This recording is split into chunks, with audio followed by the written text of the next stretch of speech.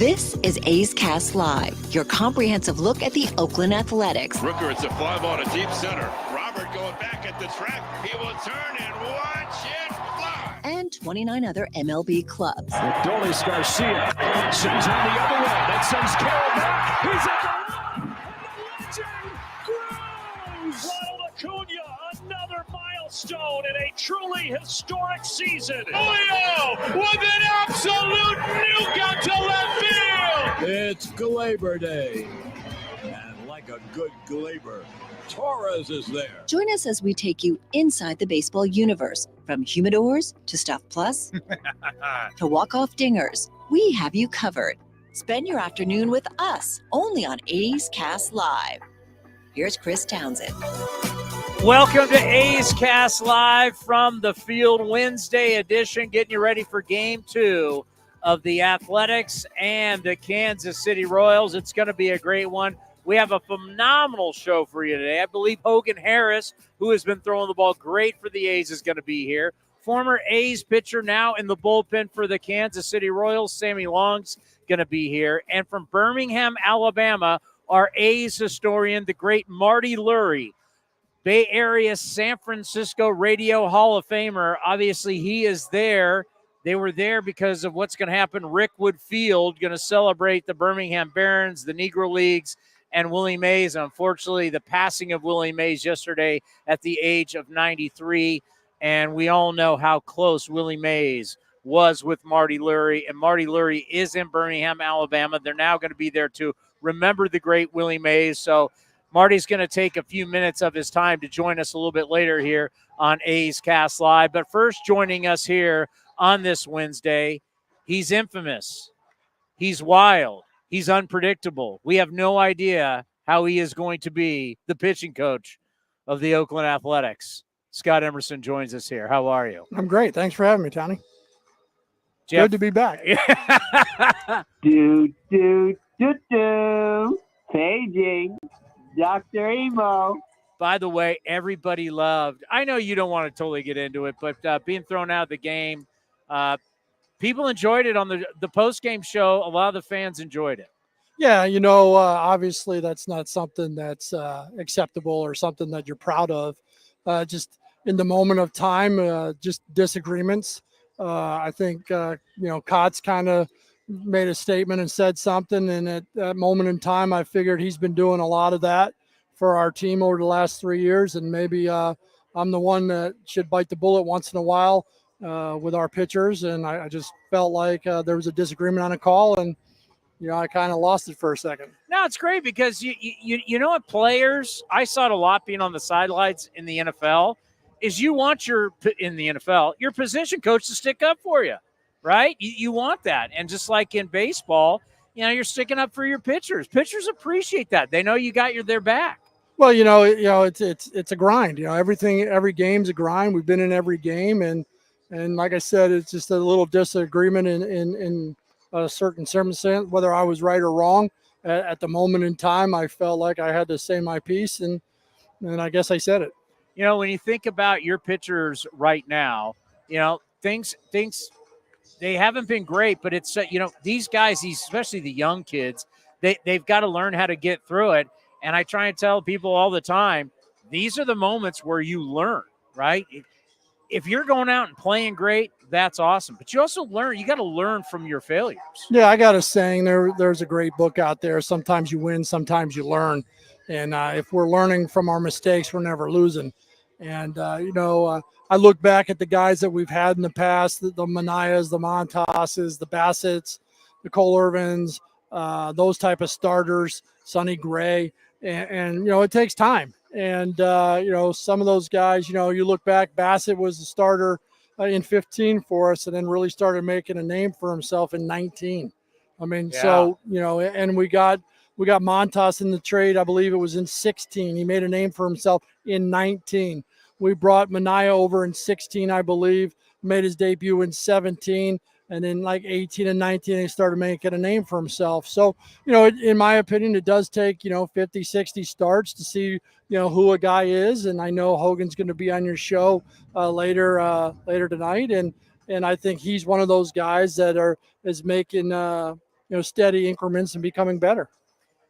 Watching kids develop, and Hogan's such an interesting story because it really was the hardest debut I think I've ever. We've both been doing this a long time. It's probably the hardest debut I've ever seen somebody go through that time when he just couldn't get out of the inning, make it, it's your debut against the Mets. Yep. But to watch him now, so free and easy, kind of way he hides the baseball behind him. He's got a little Barry Zito in him. It's been a lot of fun to watch. Yeah, crossfire lefty, pretty good fastball, developing off-speed pitches. I think the more that, he can use his off-speed and get those in the strike zone a little bit more, the higher his game will go. Last night we talked about, he threw 100 pitches in 5 innings. And if we can get those off-speed pitches to be just a little bit better in the zone in the times that they're supposed to be in the zone and chase when they're supposed to be chased, I think those 100 pitches become, 7 innings. And the more that, that he can get into the 7th inning, the more it shrinks our bullpen, the healthier our bullpen is, and the less innings they got to pitch.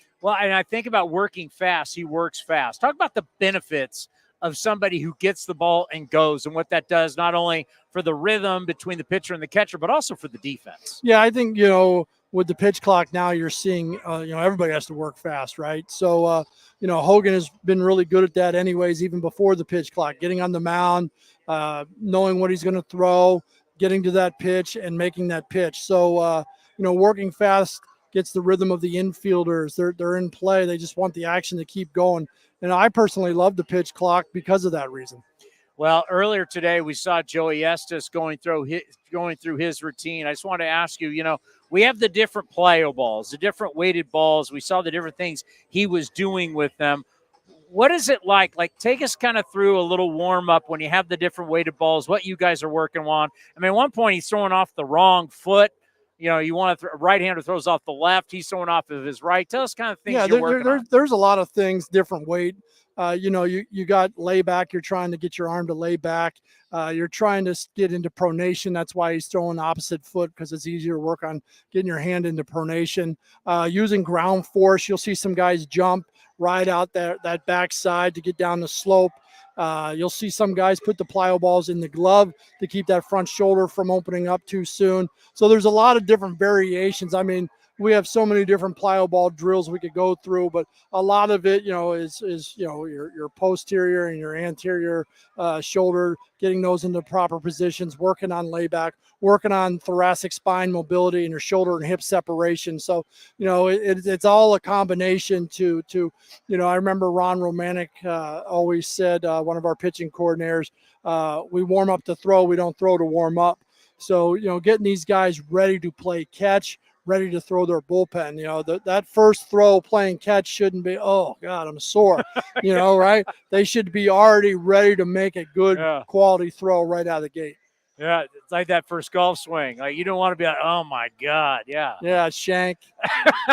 That's generally what happens to me. Yeah, and to see how things have changed so much when we talk about these balls, what a lot of people don't realize, we understand where a ball could be heavier, but some of these balls are actually lighter than the actual baseball. Is that right? Yeah, there's a 4-ounce plyo ball. There's a 3-ounce plyo ball.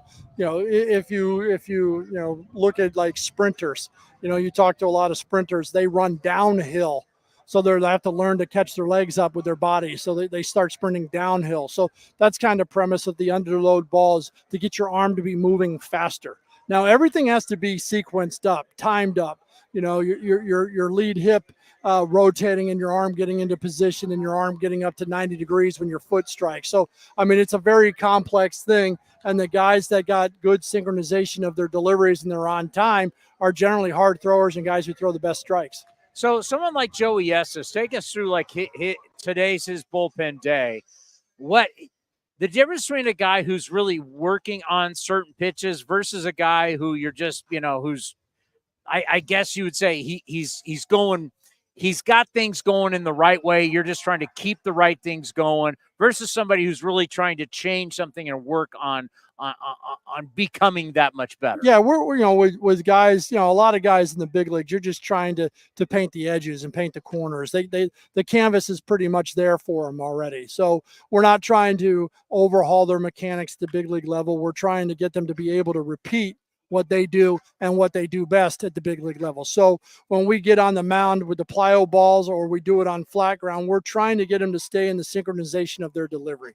Then when they go out and they play catch and we set up cones at each distance, when they're moving back, we're trying to get them to stay in synchronization of their delivery. The science out there shows that the average major league pitcher after around 135, 150 feet actually starts to break down their mechanics.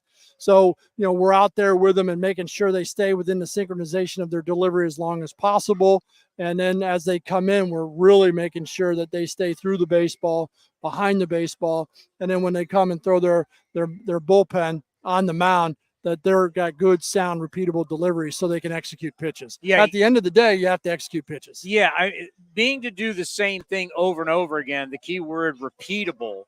How many times now do you want your guys to be able to say the minute they release it, they know, oh, that's not it, or that is that? 100% of the time, right? Yeah, I mean, wow. that's I that's go, the feel, right? That's the remember, I remember Greg Maddux said his perfect game was when he threw 100 pitches with, the mechanics being the same 100 times. And the more times that your delivery is the same, the more repeatable you are. For me, the more deceptive you are, because now every pitch is coming out of the same window or the same tunnel. And, there's variations. You're going to be on top of the baseball a little bit more. The fastball, you're going to throw the bottom third a little bit more. So that could be a difference in your release points when people see it on paper. Why is he 2 inches lower or 2 inches higher on a certain pitch? Well, he's throwing the bottom third of the ball. He's throwing the top third of the ball. He's getting around the ball. So we got to understand that. But for me, if our guys are moving towards their target, they're getting their head out over their front side, and they're showing the catcher the back of their shoulder, they're driving weight through the catcher. I love it. And a lot of it is I talk to them about, we all take off, right? We all lift our leg and we take off. How good are you at landing? You have to land, you have to be sturdy, because when you hit the ground and that hand hits the ground or your hand is in the same position every time, you're going to make quality pitches. But if you're hitting the ground and you're not stopping well and you're bouncing all over the place, this is bouncing all over the place. And when this bounces all over the place, movement's all over the place, and we're not sustainable. How important is it for a pitcher to know when he's out on the mound, when he's out of whack, and how to get it back? Yeah, that's the biggest thing is, I can sit in the dugout and kind of yell at you to stay on line, get through the pitch. But when you can be your own pitching coach out there and you can recognize what's happening immediately. And then that's why, we have the data when we throw our bullpens, because we're getting instant feedback on every pitch metric. And we can kind of tell, why your spin axis may be a little bit different. If your horizontal release and your vertical release are different, we can get you back into where you need to be in that moment in time. And the thing about the human body is it doesn't always work the exact same way every single day. There are certain days, I always go back to golf because there's so many comparisons. We talked yesterday with Eno Saris how we have these plates now. Golf was the one that first started using it, where the pressure of the player's feet and how they transfer the weight, and how we've learned so much about how the pressure into the left foot creates the power through, and we're figuring that we've learned so much about that with pitching. But what we start to realize is our body doesn't work the same way every single day. Yeah, I mean, you go out and you throw 105 pitches, and then, the workload management is 2 days later, how many pitches do we throw in the bullpen to be fresh for that next game? And then when we get to that game, are we fresh? If you look at a course of a season and you're making 30 to 32 starts, there's going to be 10 starts where you just don't feel good. Yeah. And where you're sore, or where it could be your legs, it could be your shoulders, it could be anything. You look at Paul Blackburn earlier in the year, who grinded through that foot issue, right? That foot issue just didn't show up in one day. He had it over the course of some days, and then all of a sudden just couldn't take it anymore, right? And then you get other guys who are sore certain days, but you want them to pitch. I mean, this is Major League Baseball. We only get 8 relievers, right? And everybody can't be down every day. So, understanding, hey, how do you feel today? I feel pretty good. How do you feel? I don't feel so good. Can you pitch? Yes. How do you feel? I don't feel great. Can you pitch? I need a day if I can. And that's the one thing, the fans don't understand is there's some times where we go into a game and 3 guys don't feel really good. Well, people don't think about getting on that plane ride, sleeping in the hotel bed. Sometimes you wake up, you don't feel so hot. You feel a little stiff. Yes, and the one thing that I learned from a guy that you work so well with and we're both friends with is Bob Melvin. And Bob Melvin used to show me what you guys had where, it's a color system, right? Some guys can go, some guys can't. Some guys are there, no chance, right? You can't pitch them. So, and that's something that I wish we knew, but you can't give that to the opposition. But you go into certain days knowing I can use this guy, can't use this guy, only use this guy in an emergency, and just kind of talk about that because the fans don't realize that. Yeah, our data team has a great skill set. Brian Schulman and then Pike Goldschmidt. They have this, algorithm for us. It's a guideline. The greatest thing is being able to go up to a Mason Miller and saying, how do you feel today? And I have the guideline. If Mason's on red alert and he says, I don't feel so good, then it's easy. He's not in there. Yeah. If he's on a high alert per se, and he says, I feel okay, then it's our job as coaches in an organization to say, hey, probably not good to use him today. If Mason's kind of on high alert, and I'm just using Mason as an example, hey, how you feel today? I feel amazing. I feel great. Well, there's a good chance that he's in that game in his situation when called upon. How comfortable do you feel, since we're talking Mason Miller, with him back-to-back days or even 3 days in a row? Would you feel comfortable with that? Yeah, I think, we're getting deeper in the season, but it's a lot of communication with Mason and listening to him. And, the one thing I always tell the pitchers is we got to develop that trust where you got to be totally honest with everybody about how you feel. If you don't feel great, I need to know about it. You might say, I don't feel great, but I can pitch. And then, we'll see where the rest of the bullpen lays out and go from there. But we're also, in my opinion, thinking big picture thinking, right? We're thinking future of players, future of this organization and how it sets.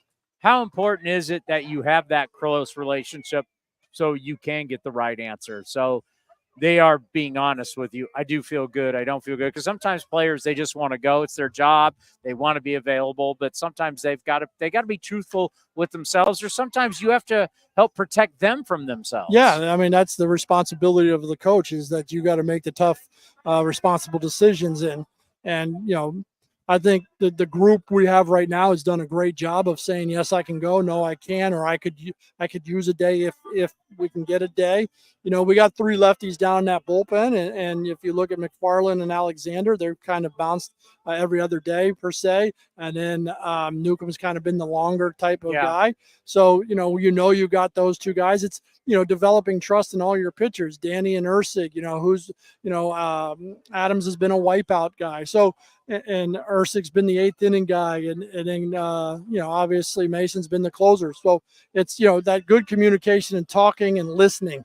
How do you feel? And, once they say I don't feel so good, then it's important that they probably not pitch that day. Ursig's been given some real high leverage situations. It hasn't been a perfect year for him. How do you get him on track when he technically is still learning the craft? Well, that's the biggest thing, is like, I got to remember that too. I mean, this guy's got 3 electric pitches and he's still learning. Yeah. If you look back at his, we had him a little bit more than half the season last year. Now we got him half the season this year. So we're relatively looking at a guy who's pitched 1 full year in the major leagues, who hasn't pitched much in the minor leagues at all. And it's just remembering those types of things. We put him in those high leverage situations because he has the stuff to do it. And the more you put guys in high leverage situations who have the stuff to do it, you're hoping over time he figures it out and becomes that real dominant guy. I think he's really good right now, but 1 year. I mean, let's look at the learning curve. He's 1 year in the big leagues, and that's it. And he's probably 3 years into pitching professional baseball. That's it. So, I have to remember that. He has to remember that. I think the most important thing is he has to remember that sometimes you win and sometimes you learn. And, we'll have our meeting actually with him here coming up and talk about last night's game and talk about how we can relax and pitch with confidence, but don't try to do too much. You, the fans out there, need to remember that, because I got people, after the game, we have the callers and people call up like he's been pitching for years and they're talking about he's trade bait and he could be closing for somebody. I'm like, whoa, we forget this guy was recently playing the timeline of his career. It wasn't that long ago. He was playing third base in the Brewers AAA for the Brewers AAA team. Wasn't that long? We've pushed him pretty fast. It's like with his numbers, we really have to understand he is truly learning. Yeah, he's still green behind the ears or wet behind the ears, whatever they say that term is. And there's nothing better than experience. The more you get out there and understand. I remember Lou Trevino one time. I made a trip to the mound at Yankee Stadium his rookie year, and I said, "This is what you dream about, right? This is what's going to be great. Is these moments and cherish these moments." And sure enough, the playoffs came around at the end of the season, and I made a trip after maybe it was a leadoff walk or something. And I went out to the mound and I said, "Hey, remember our conversation the last time we were here?" I said, "You were built for this right now." And he pitched three pretty good innings in that playoff game. So, it's the game's a lot of pressure on you. And, when you're still learning and, criticism, we all take criticism, but this guy's still learning. Let's end on this. That trip out to the mound, do you always know what you're going to say? Do you think about it as you're walking out there? Obviously, there's the right message. There's sometimes you want to pat a guy on the back. There's other times you want to kind of kick him in the you-know-what. Each guy is different, how you talk to him. You're like a teacher. Each student's different. So all of a sudden, you and Katse go out and talk to him. What is it like formulating what am I going to say? What am I going to say to the catcher? How's that all develop?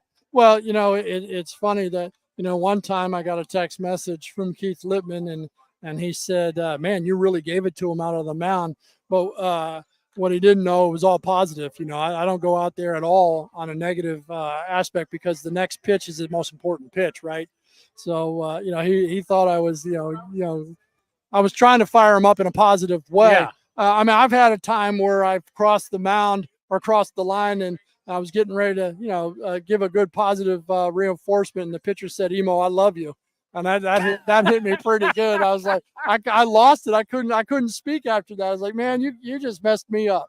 I forgot my whole train of thought, but it was amazing. But a lot of it is, you're trying to remind them who the hitter is, what the hitter likes to do on the first one, what you've been doing.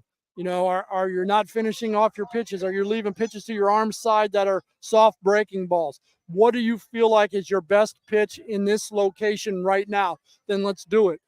Even if it's off the scouting report, I need that person to go out there and do something. And then, a lot of times I say, think of something positive. Think of a pitch you did that was positive and get right back to it. Or, hey, get to what you do well. Sometimes we just get away from what we do well because the situation, and we don't have the ability to slow that game down. So sometimes I know in San Diego, I made a trip. The crowd was loud. We gave up a few hits, and I was just trying to break momentum a little bit. Yeah. And so I made a trip there just to kind of slow it down a little bit and maybe hush the crowd a little bit. Sam Ferrara, my legendary head coach. He's a San Jose Hall of Famer, a San Jose State Hall of Famer. He's in the JUCO Hall of Fame also.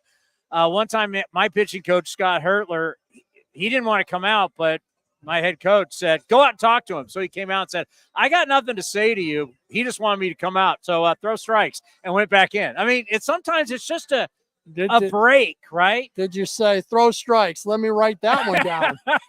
But it's just sometimes it's, well, all right, Eric, guys, relax. It's all right. Yeah, it's sometimes, all right. we got the bullpen rolling. He's not ready yet. He's got to be ready for the next hitter. So you make a quick trip. Sometimes you're just, you're 24, 25 pitches in. There's 2 outs. You want this guy to take a breather. Sometimes, you're just going out there and say, "Hey, you're throwing the ball great. This is just a breather. I want you 2 guys to be on the same page here. Let's talk about what we want to do first pitch, what we want to do ahead in the count, what we want to do behind the count real quick, and be on the same page." That sometimes there's guys at second base, maybe relaying some signs or some late, some early movement from the catchers. So, our bench guys, our coaches are doing a great job of looking at guys at second base. Some guys are showing the ball too much. Hey, man, you're showing the ball. They know what's coming. So there's a lot of things that we do when we make trips. You start rifling through all those names, and I think about all your time in the minor leagues and all the guys that came to the big leagues that went through you, and now you're all the years in the big leagues. Man, you've been here a long time. That's something to really be proud of all the lives you have touched not only at the big league level, but the minor league level. That's something to really be proud of. Yeah, it's amazing, when you look up and you got Andrew Bailey's a big league pitching coach, and Ben Fritz is a bullpen coach for the Padres, and Dean Kiefer with St. Louis is in the big leagues as a coach. I mean, and you're looking at players you've coached, and you're like, man, I'm only 52 years old, and we got guys I coaching in the big leagues. It's just, it's a lot of fun. This organization has always been great. They work their tail off. I mean, there's a ton of people in this organization I could be grateful for. And, it's a great organization, and people need to know that, in my opinion, that what's happening off the field is different than, what's happening in that clubhouse with the group that we have. David Forrest, our GM, Dan Feinstein, they're still competitive people. And, we're all just trying to do the best we can. My favorite, you go out, Emo, I love you. Yeah, that was a tough one. Yeah. That stopped me in my tracks, I can tell you that. We love you here on A's Cast Live. Well, I appreciate it. Thanks for having me. You're the best. Go get them tonight. Let's do it. Game 2, A's and Royals. We got more coming up next right here on A's Cast Live. Paging Dr. Emo. We're almost halfway through baseball season, and there's no better time to build your collection of Topps trading cards. Topps packs feature everything from top stars, rookies, game-used memorabilia, and autographs from players around the league, as well as special inserts and surprises. Visit your local hobby shop, retailers, and Topps.com to collect the newest product of the season, Topps Baseball Series 2. Follow @Topps on social media to join the conversation and start sharing your collection today. Where does one community end and the next begin? Across the railroad tracks? On the other side of the river? Is it between the east side and the west side? At Comerica Bank, we believe it's all one community, and we're all part of it. That's why Comerica has invested over $20 million for affordable housing, financial education, and workforce development in lower-income communities. Because when we raise expectations for everyone, we all rise. Member FDIC, Equal Opportunity Lender. Whether it's a midweek trip to the ballpark to catch a game or a weekend of baseball for the family, grab your tickets for an A's game this season. Secure your seats today for all the biggest matchups, fireworks, drone shows, giveaways, and more. Don't miss out on all the things happening this season. Throws and set. It's a drive into center. It's deep, and Straw is back at the track. He will turn and watch it fly. So grab yours now at athletics.com/tickets. That's athletics.com/tickets. Hi, fans. This season, Kingsford Capital Management is the official hedge fund sponsor of the Oakland A's. At Kingsford, down to business is their way of seeing the world. Investing has its pitfalls, treacherous chasms of half-truth and despair. Kingsford's mission is to create opportunity through application of proven innovation and entrepreneurial focus with trust, tenacity, loyalty, and growth, establishing a strong reputation as a proven intended and validated bedrock of American finance. Kingsford Capital, down to business. This is the place where you can dance like nobody's watching, win like nobody's business, and get away like you mean. So what are you waiting for? Come join the party. Take that evening out and make it a night you'll never forget. This kind of action can't be beat.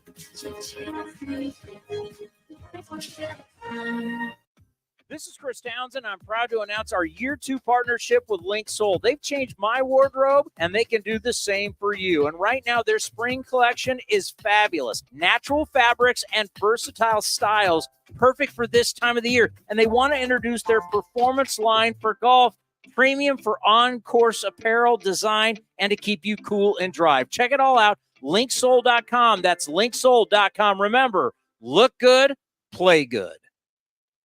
With more sunshine returning, it's time to get outside and make the most of what Cinnabar Hills Golf Club has to offer. Like 27 championship caliber holes tucked in the beautiful hills of San Jose.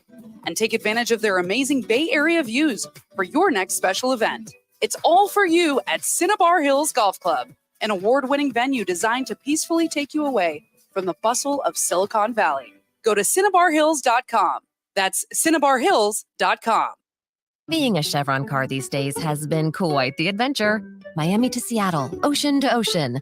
I've stopped at so many states and collected so many bumper stickers. Sometimes I feel like a moving passport book. It's just so great what I can do with Chevron with Techron, because it gives me unbeatable mileage and keeps my engine clean. Plus, there are so many Chevrons along the way. Now the only thing I'm worried about is where to go next and where to put all my new bumper stickers. Chevron with Techron, fueled by possibility. If you're looking for a new mattress, Nest Bedding has you covered. Sleep on the same mattress Hall of Famer Ricky Henderson sleeps on. Nest Bedding is the #1 brand of online mattresses and the Bay Area's favorite mattress store. Take home the Easy Breather pillow. The New York Times calls it their #1 pick. You can navigate their easy-to-use website, nestbedding.com. That's nestbedding.com. Green and Gold fans, use the coupon code Oakland and you get 10% off your entire order. Nest Bedding, love where you sleep. If you're looking for a great place to eat and watch games, go see our friends at the Chicken Pie Shop of Walnut Creek. The Chicken Pie Shop is one of the hottest restaurants in Walnut Creek. You're not going to find a better menu, and come try their world-famous chicken pie that has been served in Southern California for 86 years. Spacious indoor and outdoor dining, perfect for your next private party or corporate event. Don't forget free parking. For more information, go to chickenpieshopwc.com. That's chickenpieshopwc.com. The underdogs Oakland Athletics win their first championship since they were in Philadelphia in 1930. Hi, I'm Raleigh Fingers, Hall of Famer, 3-time World Series champion with the Oakland A's and World Series MVP. Winning takes teamwork, skill, and heart. So when you need an ace for a personal injury lawyer that will win you the game, go with the winning team. Call Venardi Zerata at 833-VZ-FOR-ME or go to vzlawfirm.com. Venardi Serrata, the official injury law firm of the Oakland A's. Like sports, business is about winning. Championship decisions are business decisions based on what it takes to help your company win. And that's why there's UBO Business Services, specializing in helping you win every day by streamlining workflows, managing documents, and providing the best-in-class office technology. Make your championship decision with UBO Business Services. Visit them at ubeo.com. That's ubeo.com. Unlock offers and receive exclusive in-game features by downloading the MLB Ballpark app for iPhone and Android today. Plus, get the latest information on game times, schedules, and more.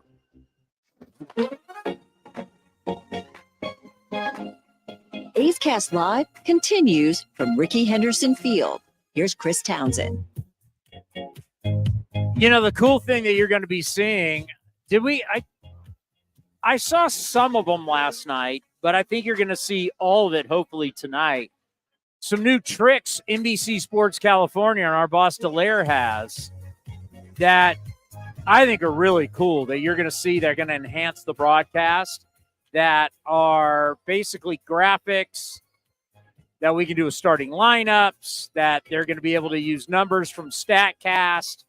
It's just adding to the broadcast, which I think baseball is doing a good job. Can you throw some up there, Cody? Yeah, here. As we now have access here you go. to Here's the starting Statcast. lineup. Yeah, so you'll see the starting lineup here, and you're going to see the 2024 batting average. If you look at the top right for Max Schumann, last 10 games, so his batting average is 235. Last 10 games is 147. J.J. Bleday overall hitting 261, but his last 10 games, he is hitting 350. So these are the things that we're going to enhance the broadcast with tonight on NBC Sports California. And luckily, we here on A's Cast Live, we're able to tap in. Do you have the defensive one? Not that I'd have to need a second to get. I have Medina's velo if you want that. Yeah, let's see it. Luis Medina. Let me start this over, and there we go. Look at the graphics. We're getting high tech now. Showing you all the pitches. What has he got? Well, there you see. He's got a sinker that, think about that. This, you know what? This tells me he throws a sinker, a ball sinking at 95.4 miles per hour. You're throwing a bowling ball up there. You look at his stuff, and remember, his fastball can get all the way up to 100 miles an hour. But the key right here, look at the difference, the sinker to the changeup at 89 miles an hour. You got the slider, you got the curveball, so there is a good difference between his fast up four-seam sinker. You want that big difference. So for a hitter, you've got to gear up 95 basically for whether the ball is going to be the straight riding fastball or it's going to be a sinking fastball. You got to gear up for fastball first, and then here comes the breaking stuff. And if you've geared up fastball and now it's going to be somewhere in the 80-mile-an-hour range, boy, that is a big change. That makes it really tough to hit. Now, when I see numbers like this, here you go. Here's the fielding alignment. And there you are, outs above average. You want to be 0 or in the plus. And right there, Zach Geloff will show you as a plus infielder. J.J. Bleday and Schumann are not hurting you whatsoever. But then you start to see, like on the corners, it doesn't have for Langoliers. I don't see a number for him. Do you see a number for him? Let me start it over again. See if it brings it up. I dig this, though, because now we start to see the defensive metrics and where the team is.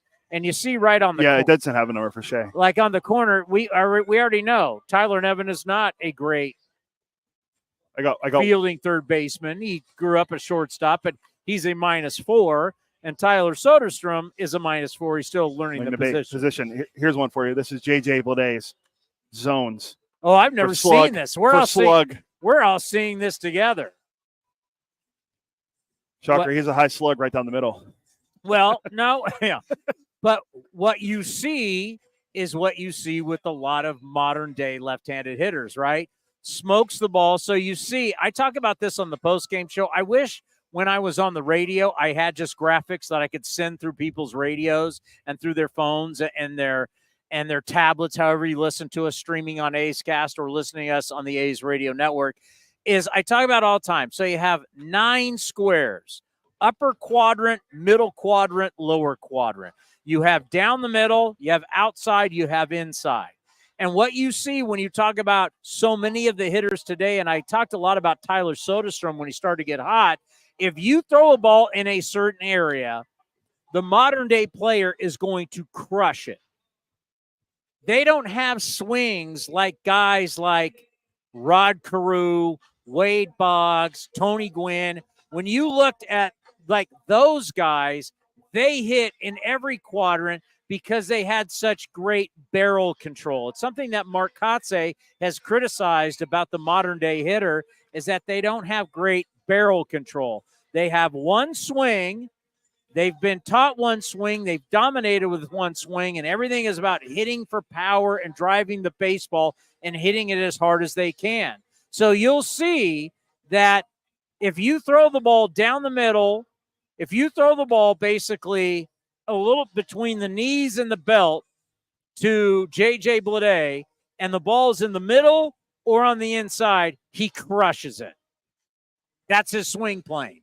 And traditionally, down and in for left-handed hitters has always been their happy zone. It doesn't matter if you're throwing hard. It doesn't matter if it's breaking stuff. The way left-handers, it's different for right-handed hitters. I don't know why, but left-handed hitters just are able to drop the barrel right in that zone. So what you see, this is traditional.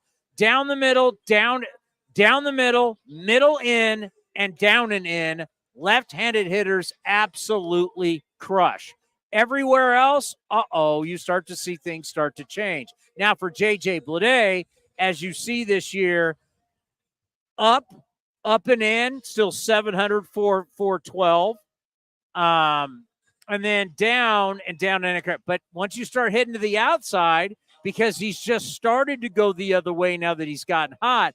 But if we looked at a lot of hitters here, slugging percentage, you're talking about J.J. Bleday, who's having a great year. J.J. Bleday right now is the second best offensive center fielder in all of baseball. There's only one guy better. That's Aaron Judge. He's pretty good. If we took a lot of other guys and did this, the numbers would be dramatically different. Yeah, and J.J. Bleday, too, what's crazy is he's second in the American League behind Aaron Judge in doubles, and he's fifth in the American League in extra base hits now. But we talk about the modern-day hitter, one swing, one plane. And that plane that you see right there, belt high, they dominate. You throw it low, you throw it away. You see, and that's where a pitcher if you know this, where are you going with J.J. Bleday? If I know right now, and obviously their numbers are far more high-tech than what we're giving you now, but if I'm pitching this, if I'm a right-handed pitcher, which I was, and I had this information, J.J. Bleday would never, ever, ever see something inside. Exactly. He would never see something inside. He never see something down the middle. So for me, what my two best pitches were a fastball and a circle change. I would be pounding him. I would be pounding him up in the zone.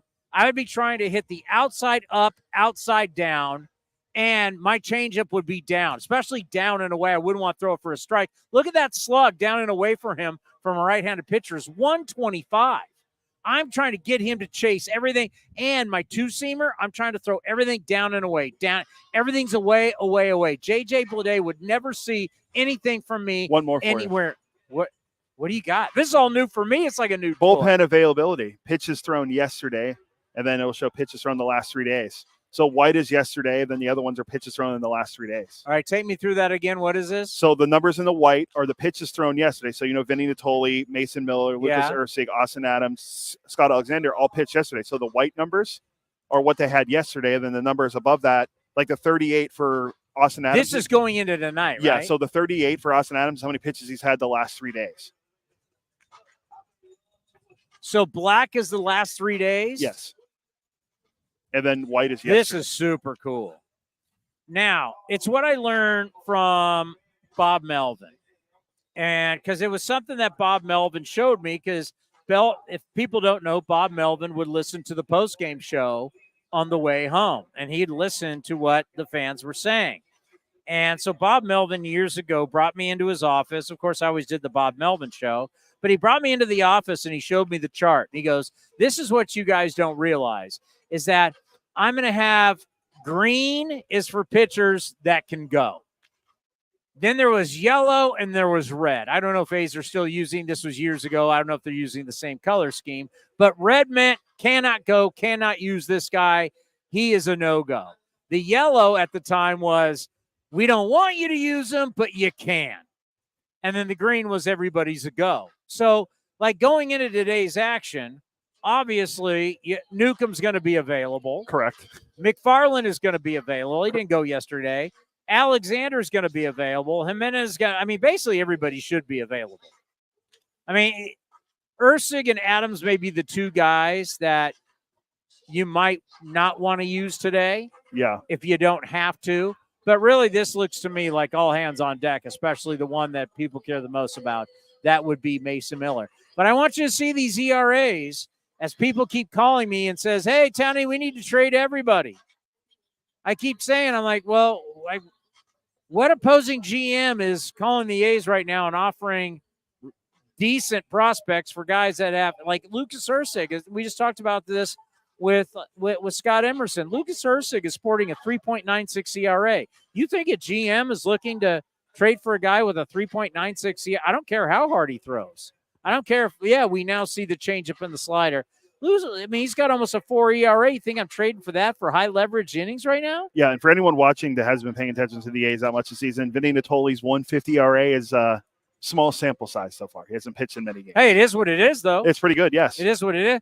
But the Mason Miller also isn't that great at 2.20. Yeah, it's gone up since when it was under 1.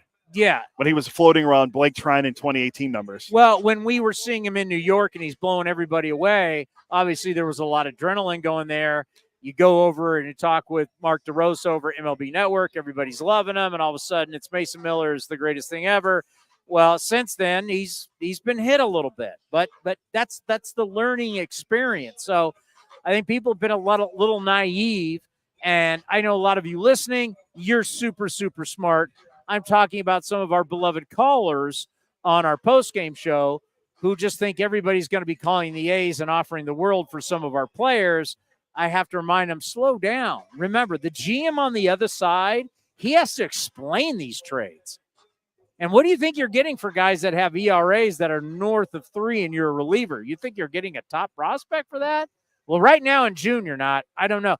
Now, things can change a lot because we have a lot. We have a lot of baseball to be played before the training deadline, and relievers they go pretty fast right before the deadline, but a lot has to happen before then. But I like the new graphics that we're going to have on television, kind of telling a little bit more of the story, because the average fan, and we talked about this yesterday with our national baseball columnist, Saris, the majority of the people that are sitting here, the majority of the people who are listening on the A's radio network or on A's Cast to the games, or they're watching it on television, NBC Sports California, the majority of people, even though the insiders now want to stuff this down your throat, the majority of the people don't know what the metrics are. No, I mean, they I forget who was talking about it yesterday. Oh, it was one of the guys called on the post-game show, the A's Clubhouse show. Call now, 833-625-2278. Robert Costa standing by. Call Robert and see how his day is. Yeah, how's he doing? How's your day, Robert? What'd you have for lunch? Robert's bored. Yeah, one of the guys. Give him a call. One of the guys called in and said, Towny. I know George called, but it was one of the guys calling in saying that George doesn't care. will call him right now. Hopefully he does. He called in and said he doesn't care about the metrics. He still cares about batting average. And I forget who it was that called. It was Kenny in Portland, maybe. It was one of the guys that called in, and he was saying about, I don't care about those metrics. I care about things like batting average and RBIs, numbers that the nerds, someone like Saris, myself, I don't discredit RBIs. I still think RBIs matter. I know it's a team stat. I know people say it's a team stat. stat. I get it. To me, it's not. I don't even know what people do care about anymore. And that ex-WOBA. And that is something we are going to explore, because I do want to get into the ABS today, but I do want to bring this up, something that we're going to delve into a little bit later. I don't know when. I think we need to research it before we bust it out. But to mention it now, I think there's 4 things. We talked about 3 yesterday. I think there's 4 things: wants and needs. So there's the wants and needs of the owner. There's the wants and needs of the front office. There's the wants and needs of the players. And then there's the wants and needs of the fans. So we talked about 3 yesterday. I really think it's 4. And the thing is, what's interesting about our game is all 4 are different. Yeah. All 4 are different. And it came about when we kind of brought up batting average, because Saris sent me this tweet, and it was an article about a guy broke down last year, and I know I've referenced this a lot. He went through everybody's numbers last year and came up with a list of the most important things that should relate to scoring in baseball. And batting average was a lot higher than a lot of other things that people try and give you. So it did go to show that batting average does mean more. Now, the top 5 were not weighted runs created plus, just weighted runs created. It was OPS, slug, on base, and one other. But batting average was in the top 10, which people have tried to say it doesn't matter anymore. Well, when you look at this, yes, it does. And saying that strikeouts don't matter, that has been a false narrative. Yeah, and when you talk about false positive, however you want to put it. When you talk about batter strikeouts, that so bothers me. When guys strike. You used to talk about guys like Adam Dunn, Mark Reynolds. They strike out 200 times a year. Now it's like a lot of guys are doing it, close to 175, 200 times a year, and it's not a big deal anymore. Well, we're going to talk about Willie Mays, the great Willie Mays, who passed away yesterday at 93, where Willie Mays really talked about performing for the fans. Joe DiMaggio always said he gave his best effort because there is a fan that's coming to see him for the very first time and may only see him one time. And, we got a Hogan Harris. All right. Let's rock. How are you? Let's go. We will get into this a little bit later because I think it is a very interesting discussion.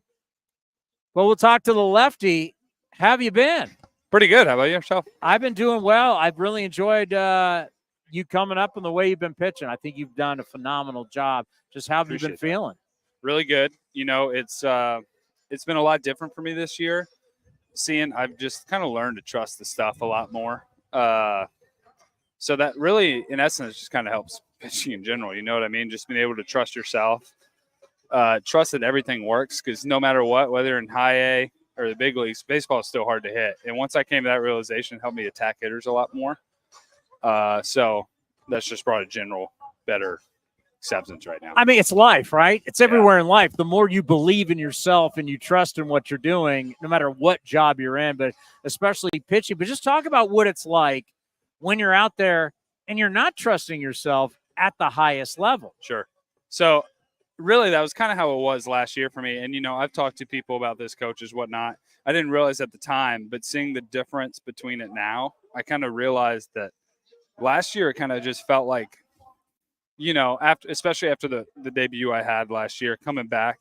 Which, just by like the you felt way, like you're, I wanted to come down from the press box and hug you. I appreciate I that. just wanted to come and just give you a big hug and go, it's going to be okay. I appreciate It's going to that. be okay. Yeah, and it is what it is. I knew, though, because I was working on stuff in AAA at the time, too, and they needed an arm.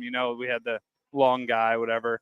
And I knew I was working stuff, but hopefully it worked out, but it didn't that time around, but that was fine. It was just like last year I noticed that even when I was throwing well, it still kind of felt like I was just trying to survive, if that makes sense. You know what I mean? It felt like I was trying to keep my head I'm above just going to water. tell you, I say it all the time. There's two different types of pitchers that go out to win and guys who are trying to survive. 100%. And that's really how it was last year. And that's why, it kind of caught up to me last year. And so the second you're trying to survive and something starts to pull you down, it's hard to come back up. Whereas this year, like I said, I just kind of realized that baseball is hard to hit, man. It's nothing coming at you 90 plus and then all of a sudden coming at 70 something and then 80 something. Nothing. It's not hard to hit. Even off a tee, it's hard to get hits. I mean, watch these little kids in T-ball. So it's like, so you know what I mean? So it just finding that and realizing, for lack of a better term, just kind of figuring out to have that FU. Yeah. It's me versus you. Here we go. And we're going to see who wins. And what that keeps it a lot better. And what I love about it and what I've noticed a lot this year is get it, go. You have to work fast. I know you've dealt with it in the minor leagues, but to me, watching you pitch in such good rhythm shows the confidence. Yeah, I appreciate that. Yeah, there's not much thinking going on. I mean, obviously there is, the overthinking. It probably is the better way to say it. But I remember my dad said I had a video in college of me striking somebody out with no pitch clock, and the entire video was 25 seconds. So there you go. Yeah, that's just kind of how I've always thrown. I feel better that way. The second I give myself time to think, that's when things go awry, So luckily Shay and I, and Kyle as well, we're always on the same page. So I rarely have to shake off. So it's just like call and go, call and go, call and go. Because hitters hate it too. I mean, I see hitters take time against me after 2 pitches, but you don't really see that very often, So it's just trying to keep them as uncomfortable as they can while I feel comfortable. I feel like that's a big part of it. One of your biggest strengths that I've noticed, and I don't know if it's something that it's just what you've always done, but talk about you hide the baseball really well. You get it behind you. Mm-hmm. So it's going to be a while before you finally get out here and they see it. Is that something you've always done? Did you work on it, or is just no? You've been I've doing never it since worked you're a on kid? it. Yeah, I think it's just kind of how I throw. I've gotten lucky, with the aspect of I have that little crossbody, as everyone knows. So it just kind of naturally cuts everything off for me. And I kind of figured out that most people you'll see like they're kind of shorter and they get here, and you can kind of see their arm laying back. Whereas like I'm kind of have a longer arm to get to release. So I get here, and by the time I'm climbing up, it's up and then it comes straight back down, which I think helps with the curveball as well, getting more like that depth and Reminds whatnot. me of Barry Zito. I'll take that every day. Yeah, kind of reminds me of that. I'm all in on that. Yeah, because as a hitter, they're not seeing it. Sure. There's no ball, no ball, no ball, no ball. Yeah. Boom, here it is. Yeah. I mean, I'll take it. Yeah, I wish I could say it was something I worked on. I guess I could thank my dad, Big Rob, for practicing with me in the yard all those Shout years. out Big Shout Rob. out Big Rob. Yeah, happy Father's Day. Yeah, so it's just kind of been how I've always thrown. So, well, for you, enjoyment of the game, how much, versus the debut, just the joy of the game. I get the sense there's a lot of joy right now. I know things are tough with the team, but you're really enjoying the craft and what you got going right now. Yeah, sure. I mean, it's always easy to enjoy whenever you're on a good stretch, right? And it's coming to the realization that no matter what, I always try to tell myself, even if it's a tough game, that it's hard to have a bad day in the end in the big leagues. It's what you work for your whole life to get here. And, everyone knows I've been up and down a few times each year. And it's just like, having the opportunity in general is awesome. So even whenever, sometimes a bad outing could just literally be 2 pitches, and all of a sudden that's 4 or 5 runs on just 2 pitches. So you could throw 98 other good ones. And I feel like that's what I like to try to remind myself of as well. So it's technically not bad outing, just bad couple pitches whenever things like that happen. So I always just like to have a good mindset going forward no matter what. Well, the Hall of Famer Catfish Hunter said all the time, I gave up 2 home runs, but there were 2 solo shots. It's just 2 runs. Like, how many times do you have to say to yourself, that's just 2 runs? That's it. Not that often anymore, luckily, because I've been, like we were saying earlier, I've just been attacking people. I feel like a lot better. So luckily I'm still going to have a walk from here and there, but it's not the 2 and 3 in a row. Yeah. That's when you get it off, because these guys are too good. If you hit it 108, you hit a homer. If you hit 108 and you get a double, whatever, you earn that. That's fine. As long as you get on base by earning it, I'm fine with that, because at least I know I'm forcing you to earn it than me just handing it to you. So that's really just kind of the mindset I've been having on that. Guys in the minor who played in the minor leagues, you guys understand these new rules. Like when the new rules came last year, we had no idea. Like we had to see a pitch clock. How's this going to work? So earlier today, I talked to Sodi and I talked to Butler about the ABS system. Sure. And there's a lot of talk about maybe next year they're going to do it like they're going to do the AAA season. Like the first third is going to be straight up umpire calls it. Then the middle is going to be full ABS. And then the last is going to be the challenge. You've done the challenge system. That's where there's 3 challenges. So the pitcher catcher, you get 3 a game. Yep. And then the hitters, they get 3 a game. Yep. How did you like it? I don't mind it. It's still, I'd still rather just these guys, they work their whole lives to get behind the plate in the big leagues, and the same thing, they're working their way up through. Like, I feel like I still in general like just, human, because it's how it is, like I'm throwing the ball, let a human call it. Sure, there are some calls that don't go your way that you wish could, but then, you kind of get there's just that bit of human error that I feel like is natural to baseball. But the challenge system in the end, I'd much rather that over just playing ABS, because it's still forcing someone to think, was that on? Was that off? You know what I mean? So it still keeps the human aspect in it. How was throwing just to the straight? You're throwing to the technology, to the computer. It kind of depends. So I'm more of a fastball up pitcher, right? Like I try and get people pop up the ball or swing under it, whatever. And with the ABS, it was just such a shorter zone at the time, at least whenever I was there. I think they change it periodically to figure out what's working best, But I wasn't a huge fan of it just because the way I threw it didn't suit me very well. I would throw a ball like right here. They go call the ball up. Oh, yeah. wow. Yeah. So and then also it's like just the way it's set up. It has some promise, but I just don't think it's there yet. How about the big curveball getting to the bottom of the zone? No, because they put the thing in the middle of the plate. It's not at the very front of the plate. It's about 8 inches back, so I can't catch him with that one either. But I do get the curveball up every now and then. Yeah, we haven't seen it yet, and and the one thing that I'm getting from all of you guys, you do like the challenge system. Yeah, I don't mind the challenge at all. At least because, like I said, as long as you have some human aspect in it, yeah, I feel like that's the most important part of it. Because we're all humans. The umpire's human. Like, it's got to suck for him too back there. He's like, I've worked 15, 10, 30 years, whatever it is, to get here. And now I just have to listen to a computer. I don't even get to do the most fun part, which I'd have to imagine the most fun part for them is being behind the plate, So then that takes it away for them too. And it's just, we have enough AI going on in the world. In my opinion. He's old school.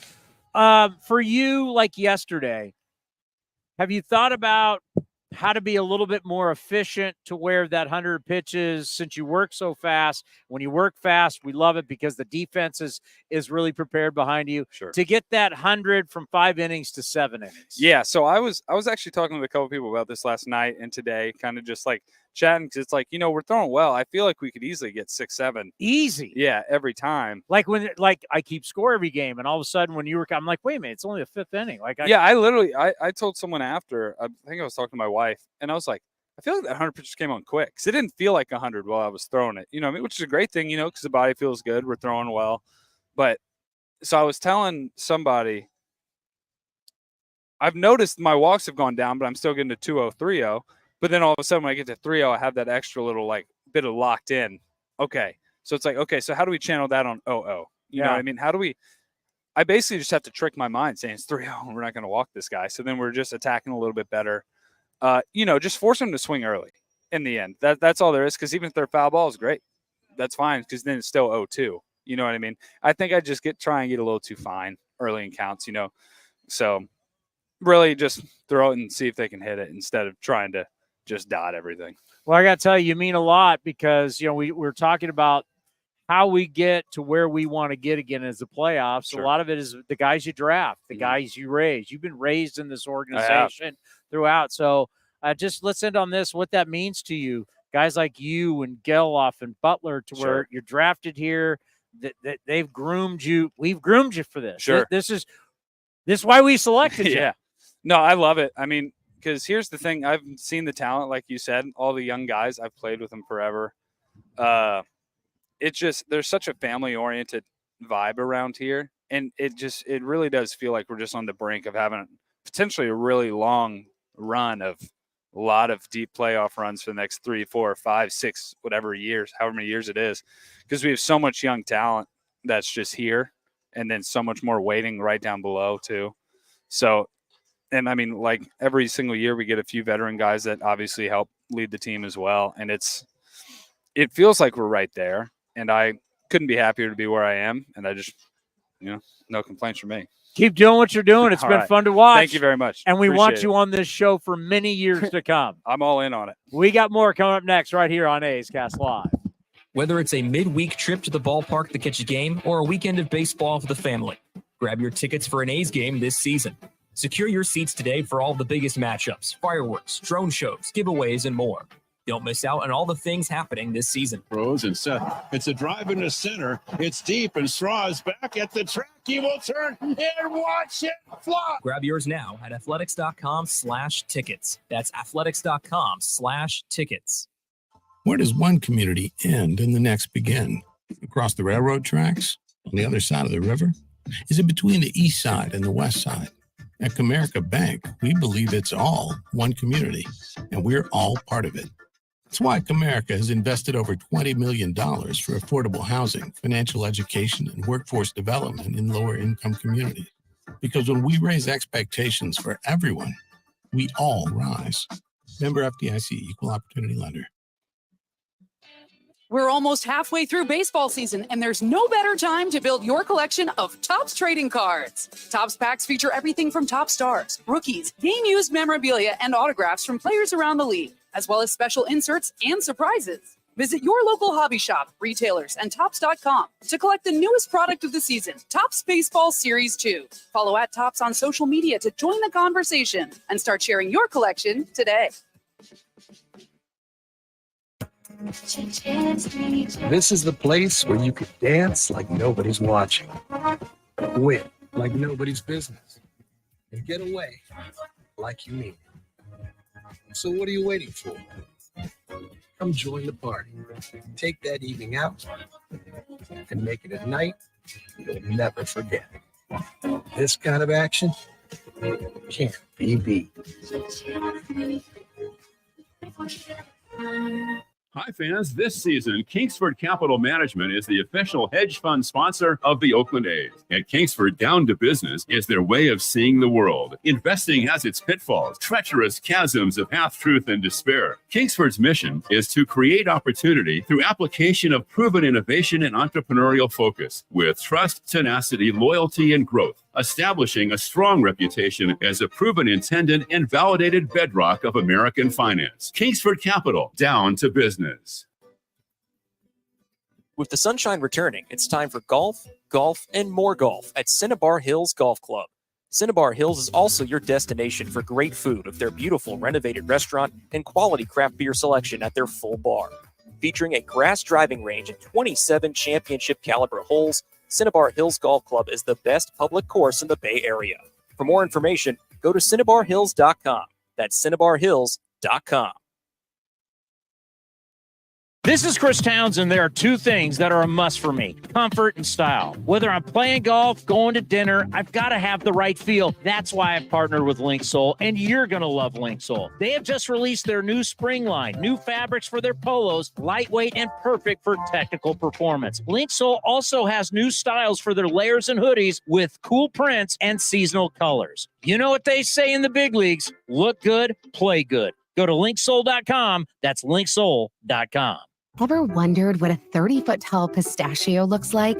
A giant redwood or Big Sur? Chevron with Techron will be there to help you see them and tons of other places you have to see to believe. Because with unbeatable mileage and a clean engine, cars feel great. So next time you want to fill up on a little adventure, an awkward family photo, or a new commute to work, make sure to fill up at Chevron's along the way. Your car and your memories will thank you. Chevron with Techron, fueled by possibility. If you're looking for a new mattress, Nest Bedding has you covered. Sleep on the same mattress Hall of Famer Ricky Henderson sleeps on. Nest Bedding is the #1 brand of online mattresses and the Bay Area's favorite mattress store. Take home the Easy Breather pillow. The New York Times calls it their #1 pick. You can navigate their easy-to-use website, nestbedding.com. That's nestbedding.com. Green and gold fans, use the coupon code Oakland, and you'll get 10% off your entire order. Nest Bedding, love where you sleep. If you're looking for a great place to eat and watch games, go see our friends at the Chicken Pie Shop of Walnut Creek. The Chicken Pie Shop is one of the hottest restaurants in Walnut. You're not going to find a better menu, and come try the world-famous chicken pie that has been served in Southern California for 86 years. Spacious indoor and outdoor dining, perfect for your next private party or corporate event. Don't forget free parking. For more information, go to chickenpieshopwc.com. That's chickenpieshopwc.com. The underdogs Oakland Athletics win their first championship since they were in Philadelphia in 1930. Hi, I'm Raleigh Fingers, Hall of Famer, 3-time World Series champion with the Oakland A's and World Series MVP. Winning takes teamwork, skill, and heart. So when you need an ace for a personal injury lawyer that will win you the game, go with the winning team. Call Venardi Zerata at 833-VZ-for-me or go to vzlawfirm.com. Venardi Serrata, the official injury law firm of the Oakland A's. Like sports, business is about winning.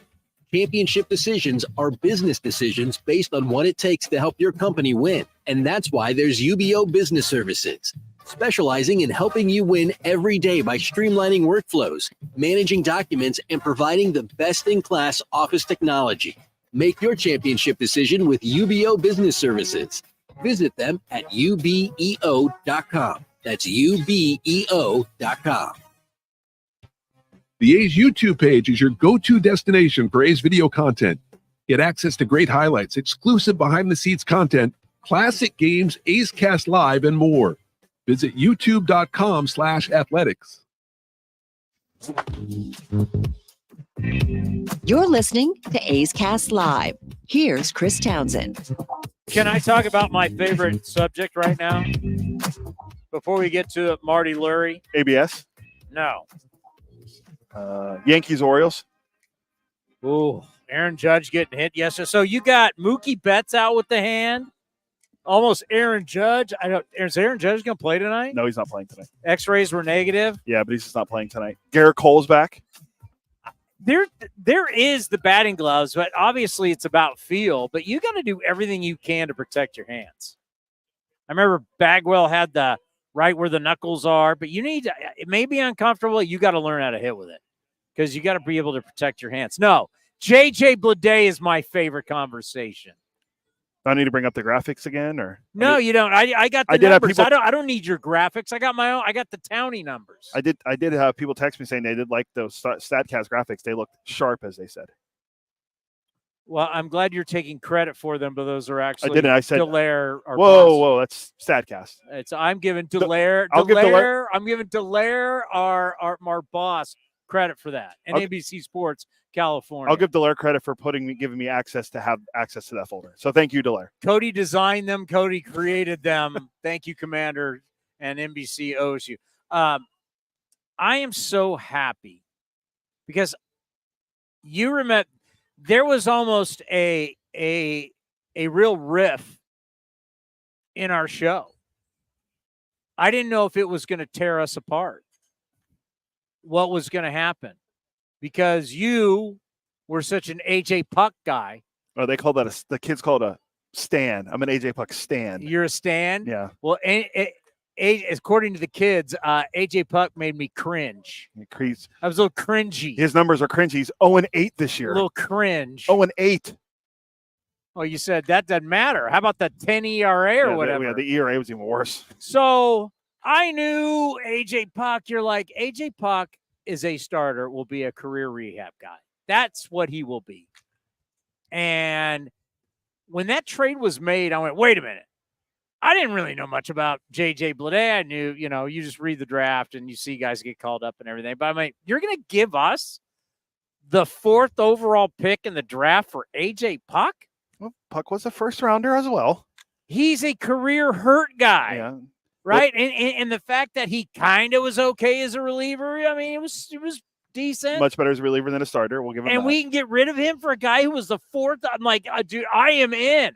Was I or not all in on that You trade? were in, and it's a kid who was drafted 4th overall out of Vandy. So it's not like he played at some school you never heard of before. He's playing at Vanderbilt. I was all in on J.J. Bleday. We had him. Remember, he was on his couch in Florida, and I'm like, I like this guy.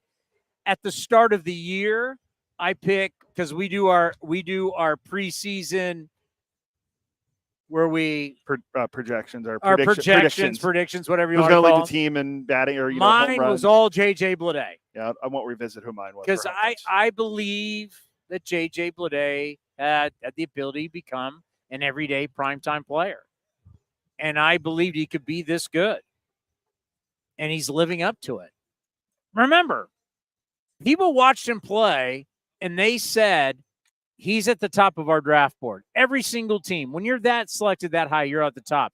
And Johnny D will back this up. First time I ever saw him hit that inside the Parker home run, and I went, do you see the size of this kid? Do you see him throw? Everything I watch, I mean, I've been doing this a long, long time. I'm not a scout, but you just see the physical attributes. Look at him run. Look at the power. Look at him throw. Everything you saw is like, this kid's got legit talent. Well. How about the last 7 games? This will be, by the way, stat of the day in the pregame. Robert, show. mark the tape and just play it in the pregame. Stat of the day. Down on the farm, brought to you by State Farm. Last 7 games, he's hitting .519 with a 1,359 OPS. 5 extra base hits, 6 runs scored. Last 7 games. He's got 22 doubles on the year. 3 last night. I know that ties the Oakland record with like a bunch of dudes. But he had 3 doubles last night. He's tied for the American League lead with Aaron Judge. Aaron Judge. Right now, the Oakland A's, where we are June 19th, right where we are June 19th, the Oakland A's have the 2nd best offensive center fielder in baseball. Yeah, go by everything. And then you look at his I would say 1, but I'd be a little bit of a homer. I think the Aaron Judge people would come and get me, and they should. Judge he's a nice little player. Judge is a nice little player. I think he's going to have a nice little career. Do you think Judge will have a decent career when it's all said and done? Buying or selling, Aaron Judge will have a plaque in Monument Park. Oh. Or whatever they call Aaron it. Judge could retire right now and he'd have a monument in Monument Park. I thought you were going to go Hall of Fame. Too early. Too early for Judge. You think it's too early? Yeah, too early. But yeah, no, I mean, early? even if you look at over the totality of J.J. Bleday's numbers, he's 5th in the American League in extra base hits because he also has 10 home runs, right? J.J. Bleday, I don't care what dude, you watch him, he's legit. Yeah. And you know what? It took everybody, because remember last year he wasn't playing every day, and I was ranting and raving on the postgame show, go and play this guy every day. So, yes, I've never been a scout. Yes, I've never worked in the front office, even though my press pass says I'm the front office.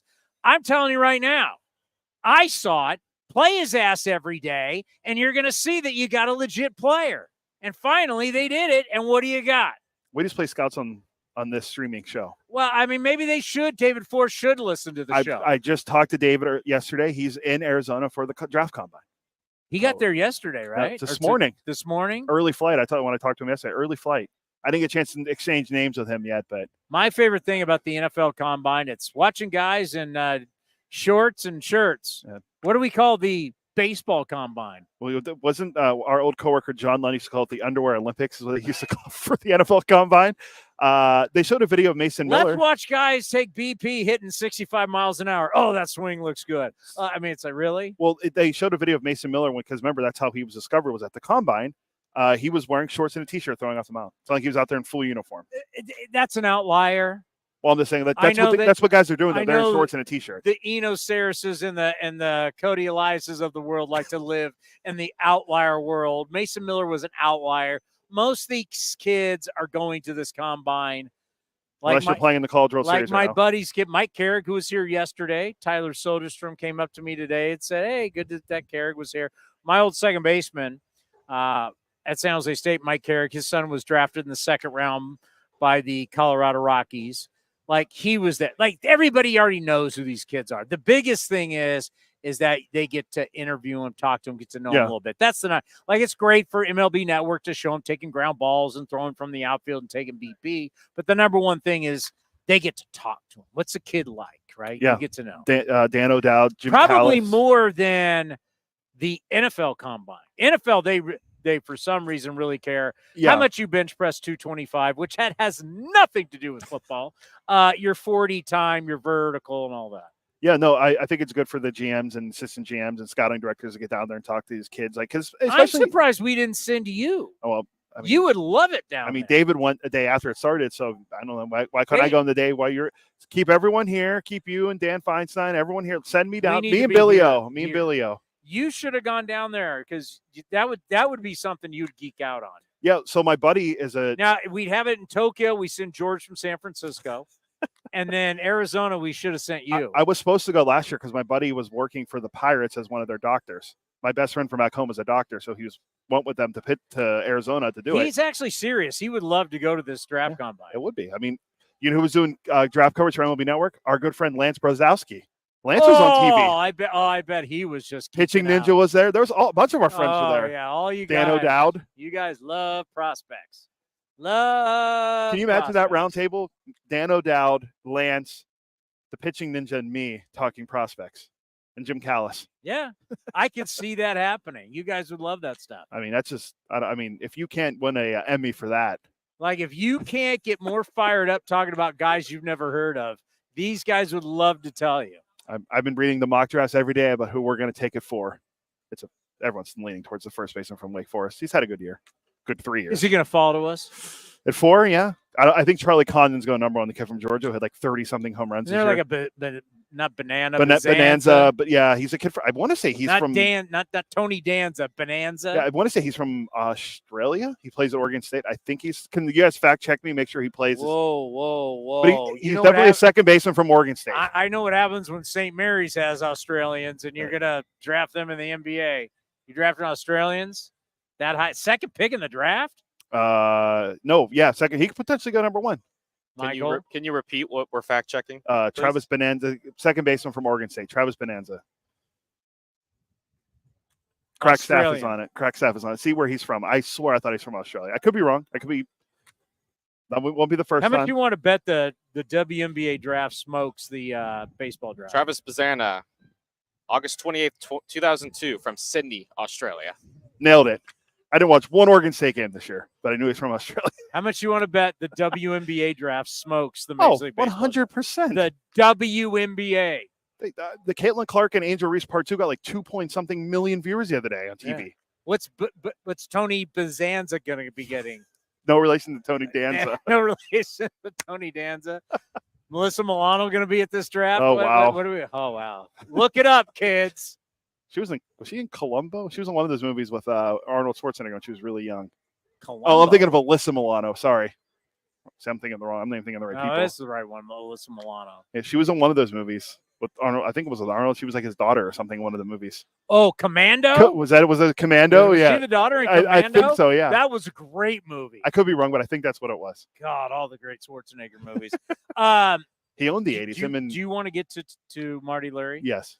So, put out a special request today because with Willie Mays passing yesterday. You know, I said this yesterday in the post game. I'm going to say it again to Marty Lurie here. It is very sad, but to me, we should celebrate the great life of Willie Mays, truly one of the greatest players to have ever played. Passed away at the age of 93. And when he lived in 93, he lived a complete life, a very special life. And what makes our game so great is that we'll always remember our great players, no matter how long you've been dead. I don't even know how long Babe Ruth has been dead. Babe Ruth's been dead for what? I'll find out. Hold on. I'm looking right now. Died 75, 80 years? Died in August 16th, 1948. I mean, and he's still in our notes. He was in our notes yesterday. So our great players, that's one thing that's so special about our sport, is our great players will always live forever. And with what they're going to be doing in Alabama tomorrow, Major League Baseball, what they're doing right now, what they're going to do tomorrow, I think it's great that Marty Lurie is there. Marty Lurie was going to be there for his friend Willie Mays, but now he's going to be there to honor his great friend Willie Mays. You know what Marty Lurie has meant to all of us here in the A's world, what Marty's meant to me in my career, a Bay Area Radio Hall of Famer. We call him our historian. He's one of our great historians here on A's Cast Live, and we were so lucky to be able to catch up with Marty for just a little bit while he's there in Birmingham, Alabama. Well, now joining us here on A's Cast Live, he is the Bay Area Radio Hall of Famer, and as I always say, one of our historians, if not our senior-most historian here on A's Cast Live. A's fans, you know you love him. The great Marty Lurie is with us from Birmingham, Alabama. He'll be there tomorrow for all the festivities, but obviously, Marty, a very tough day. I know for you. You were very close with Willie Mays. You got to know him really well, and just devastating news at the age of 93, no longer with us. Yeah, it's something that, you expect when someone gets older, but the shock of it never wears off. Willie Mays was part of everyone's youth, the hat falling off, running the bases backwards, playing against the A's in the World Series in 1973 as a Met. But just being the face of Giants baseball, really, for so many years, and being considered the greatest player ever. It's a loss, but we have so many things to think about. And being here in Birmingham for tomorrow, the game was a tribute and is a tribute to the Negro Leagues, and be about 150 former Negro League players here. But really, the star was going to be Willie Mays. It was really a tribute to Willie Mays, who played for the Birmingham Black Barons. And of course, we're at Rickwood Field, where Willie played center field. So losing him yesterday was really quite a shock. And it changes the tenor of the game that we're going to have tomorrow. It really does. It becomes more of a memorial for Willie than a tribute to Willie. Yeah, it was going to be this celebration, and it's just so sad. And like you said, when someone passes at the age of 93, he's had such an incredible life. You really want to celebrate that life. And Willie, the way Willie was, he'd want you to celebrate his life. But yes, it definitely changes the tone of what you're going to have there tomorrow in Alabama. Yeah, but, it's nice to be here to understand how he grew up. And it's more, for those who didn't see him play, there's a lot of video and anecdotes about how he played, but getting to see him and think of how he grew up here in Alabama really is interesting for me. Going yesterday to the Negro Southern League Museum, because Willie did play for the Chattanooga Choo-Choos in the Southern League before going to the Black Barons. And of course, Willie was a high school student playing center field for the Birmingham Black Barons. Come on, he was in the 11th grade, going on road trips and playing with men who sharpen their spikes with razor blades. I mean, the Negro League players were serious, hard-nosed players, because once they got into baseball, into what we call Major League Baseball, they took over. And, of course, the National League became so strong. And that's the way Willie learned how to play ball. When he got to the major leagues for the Giants, he wasn't a rookie saying, hey, they're starting to throw a curveball. What do I do? He was a man. It's just he was 20 years old, and that's the way his whole career went. He was an ultimate fabulous baseball player in so many ways, and he touched the hearts of everyone the way he played. There was something about the basket catch, the catch in the World Series, Willie Mays running. There was just something beautiful about Willie Mays. I said it last night on the show. The one great thing about our sport, which is different than all the other sports, is that our legends never leave us. They may never be here physically again, but they never leave us. Yesterday in the MLB notes, there was a note on Babe Ruth. I mean, whether it's Ted Williams or it's Hank Aaron or it's Willie Mays or Joe DiMaggio, our greats never leave us. And it's really special about our game. And forever, when you talk about a five-tool player, he will always be compared to Willie Mays. Willie Mays will never leave us. Well, it's a great point. That's a great point. Because, I'm here in Birmingham, and of course, we're talking about integration of the Southern League. And for a couple of years in the early 60s, the Birmingham team didn't exist because they didn't want to integrate the ball club. Well, they finally did integrate the ball club, and Charlie Finley had the Birmingham Barons. And look who played here, Gene Tennis and Reggie. And they were great. Terry Steinbach, the team that became the great Oakland A's, played here in Birmingham. And I get that feeling, too, when I go to Rickwood Field, that this is all the home of Birmingham baseball. And it's pretty special. But you're right. Whether it's Reggie or Willie or Duke Snyder or Babe Ruth or Oscar Charleston or Josh Gibson, whoever it may be, those names live with us forever. So it's a good point, Chris. And I think about this, kind of like Marty Lurie, start on the East Coast and the West Coast. The two guys I really think about when they came west, some people believe Vin Scully is the greatest Dodger of all time. You think of Vin Scully taking his craft from the East Coast to the West Coast, Los Angeles, Willie Mays at the same time. You think about starring on the East Coast and then bringing baseball to the West Coast and starring on the West Coast. Pretty amazing. Willie Mays from New York to San Francisco. Not too many guys get to star on both coasts. No, it wasn't easy for Willie to do that. When he got here, the PCL was very well established. And that your grandfather played in the PCL for many years. But when Willie got here, it was Joe DiMaggio. Willie had to win over the fans. It wasn't that simple for him to do that. The fans loved Orlando Cepeda because he was new. He was a new guy. Who is this guy, Willie Mays?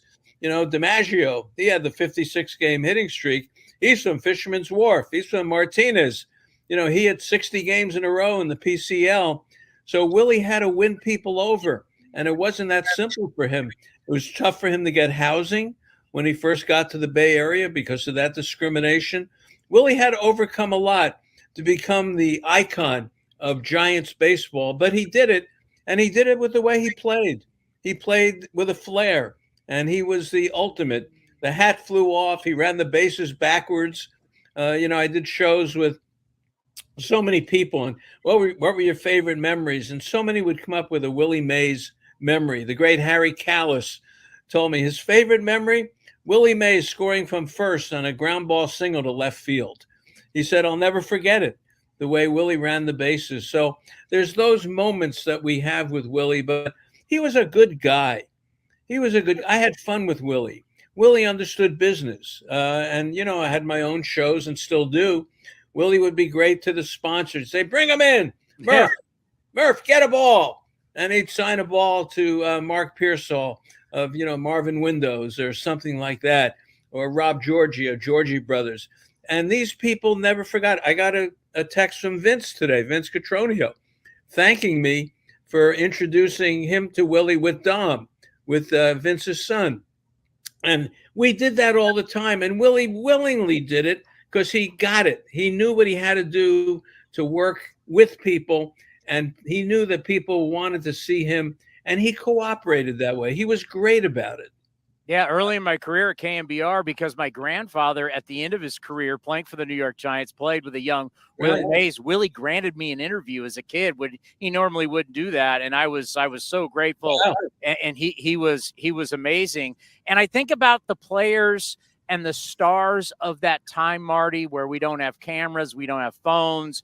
They could be stars. They could go to dinner. They could have regular lives. Think about all the talk shows and the television that Willie Mays did get to be an American sports star, and he truly was one. Yeah, and he was on Ed Sullivan. He was on What's My Line. He would be on Air Force One with Barack Obama. He would meet kings and queens. And, I started thinking of names of athletes known around the world. And, obviously Babe Ruth, Muhammad Ali. I think Willie Mays is up there. I think you talk Willie Mays, people understand who he was to America and what he represented. He was a kid from Alabama who came to the biggest city in the world, New York City. The kid from Fairfield, Alabama, who played for the Birmingham Black Barons at Rickwood Field, which I'll be at tomorrow. Next thing you know, he's on Broadway in New York City as a 20-year-old. How about that for a story? Yeah, playing stickball and then buying the kids ice cream after in the streets. I mean, it's just unbelievable. You know, all these numbers are going to be talked about, but the one thing, Marty, I wanted to really stress with you today, we could talk about the home runs and the hits and the RBIs and the five-tool player.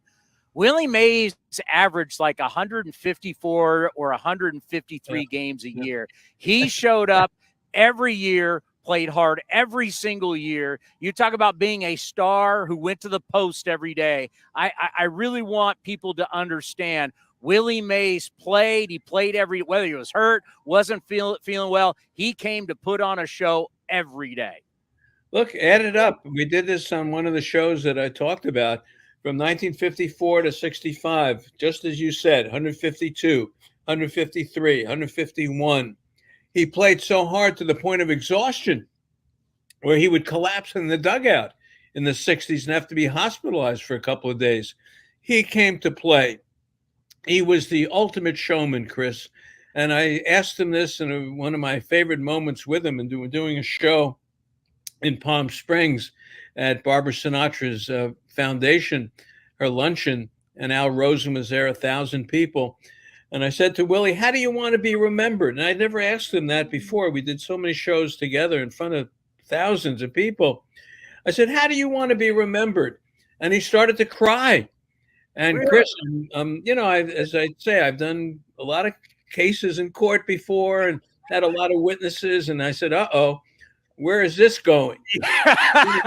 It's usually you like to know what the person's going to say when you ask a question. And I started to get a little shaky. Where's this going? And he started to cry. And he said, as emotionally as he could, I want to be remembered as the guy who showed up and played for the fans. And when you came to see me play, I gave you the best I had. And he said it with tears and coming down his cheeks. It was probably my most amazing moment of working with him. You know, Marty, Joe DiMaggio said the same thing. And it's amazing we've lost that. We really have, because the soul of the game is about playing for money. So much of it is about playing for money. And these guys wanted money like everybody else, but they truly were showmen. They played for the fans. And they knew that the people who are coming to watch them play, like we're in a stadium right now, maybe the only time they ever get to see them play. So they always wanted to always wanted to be in the lineup, and they always wanted to put on a show. Yeah, you know, it's funny. I went to the Southern League, Negro Southern League Museum yesterday, and it beautifully done. You know, Satchel Paige pitched in that league. Willie played for the Chattanooga Choo-Choos in that league. His father would drive him up there. He's a 10th grader playing center field for, you know, the Chattanooga Choo-Choos.